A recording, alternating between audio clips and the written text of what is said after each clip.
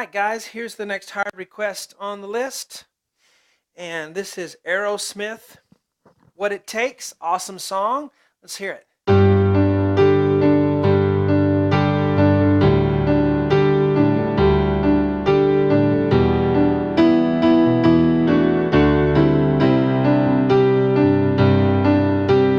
There goes my old girlfriend, there's another diamond ring, and all those late night promises, I guess they don't mean a thing.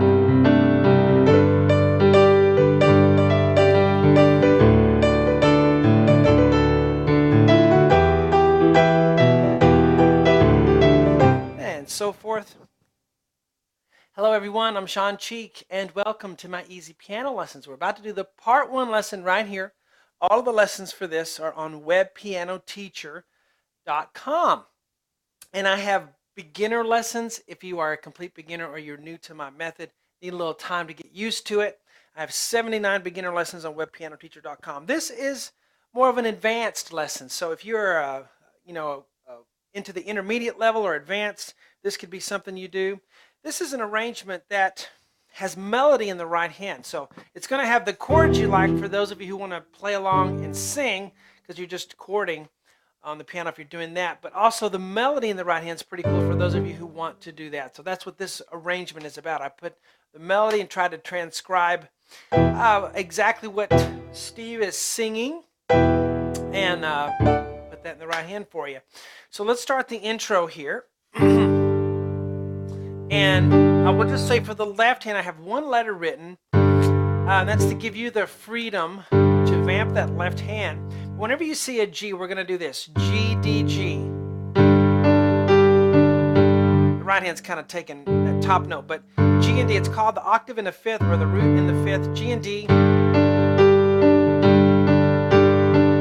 Whenever we see D, we're going to do this, D, A, D. It's always 5, 2, 1. This is a very common piano figure if you haven't ever done this, just the octave in the fifth. Whenever we see an E, we're going to go E, B, E. There's the D, A, D again, then C, G, C. It all feels the same in your hand. So that's what we're going to do in the left hand. The right hand, let's take a look. There is a little piano in this, and you hear the piano playing. So when I hear that strong, I kind of put that in there. But mostly it's melody in the right hand, and I even put the guitar solo is in this. You know the guitar solo in the middle? I transcribed that, so we're going to play that guitar solo, and I think it sounds pretty good, if I do say so myself. And also the other instruments that you hear on the chorus part, it sounds like not bagpipes, but I can't think of the name of the instrument, but you hear it on the chorus. That's in there as well. So we're kind of capture the whole feeling and style of this song and shrink it down for our piano to play with one person. So I think that's pretty cool. With the right hand, G, D, G octave. Okay?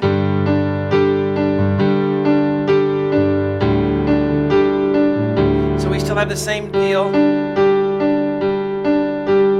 On the third measure, we're going to go G, D, and this is where I hear the piano part if you listen closely. Might put on some headphones that cover the ear. You'll hear things you never heard before that you didn't hear when you were riding in your car with your tape deck, but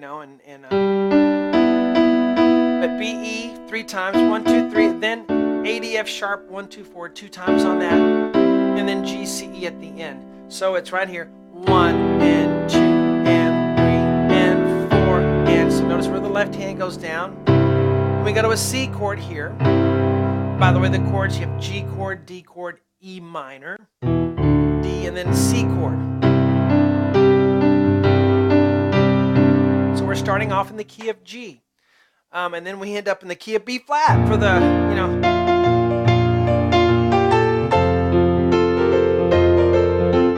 all that. So it's kind of a neat chord the way the keys go. It's not traditional, to be in G and all of a sudden be in B flat. It's pretty cool. But that last C chord here, G, C, E, I'll use 1, 2, 4, then a single D, G octave. So we have 1 and 2 and again, I'll have people say, "Oh, you're going too fast, slow down," and then come to find out they've never played piano before. This is too hard for you. This one, if you've never played an instrument, okay? You need beginner lessons. Get them somewhere. If you don't get them from me, get them somewhere else. But I do have them on my site if you happen to want to try mine. But you need to work up to this level. Most people quit piano and playing other instruments because they try to jump ahead to something they're not ready for, and they're leaving out a big section of stuff that they need before they get to that level. All right? You can't skip over the process. It is a process for everyone, and here a little, there a little. You improve a little bit every day, and you have to be at the right level wherever you are.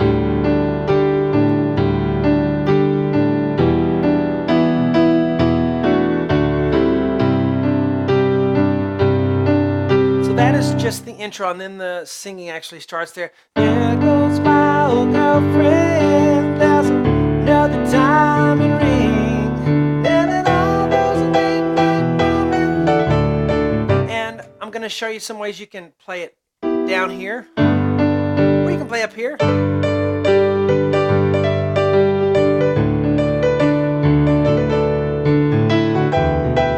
So just changing the octave can really add a lot to your arrangement. So I like my transcriptions to be kind of a blueprint for you to make this your own and play it how you want to, whether you want to play the octave up or octave down, whether you want to put the fills in or not put them in, or put them in later the second time around. We all have personal taste that way, and I like to let you exercise that muscle of your creativity when you're playing by ear in this way. So hope you enjoyed that part 1 lesson. Again, all of it's already on the website, webpianoteacher.com. Thousands of other lessons on there if you like this type of music. I've been doing this for 12 years online, 30 years altogether, but the online gig is pretty good because you can reach so many people that way. Anyway, had a lot of fun. Talk to you guys later.